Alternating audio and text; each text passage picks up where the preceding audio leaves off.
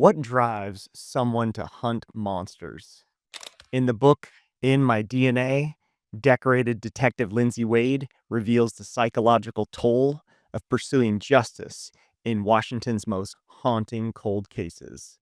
Join Voice for Valor as we explore one woman's mission to revolutionize DNA evidence, laws, and bring closure to families who've waited decades for answers.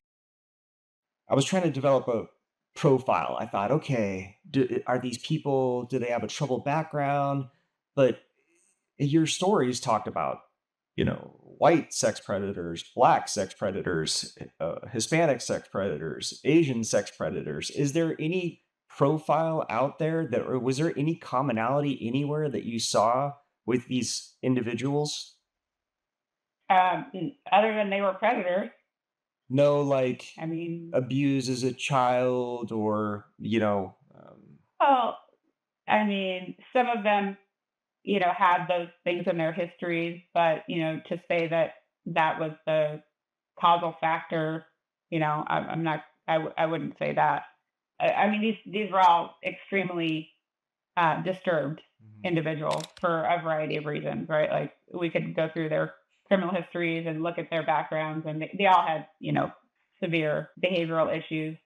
But no, I mean, there's no like one common, thread, and there's no, one type, right? There's lots of types, and there's lots of reasons and motivations behind why these, certain offenders do what they do.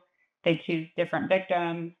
They operate differently depending on the situation. So, so many things. But I guess after working sex crimes and homicide for years, there's sort of like a gut feeling that you get. And I mean, I can read a police report or someone can tell me what the facts are, and pretty much instantly I can tell you like that's a serial offender just by hearing the facts of the case. Because there's just certain things that stand out that are very abnormal. The one that was the most disturbing to me was the high school wrestler.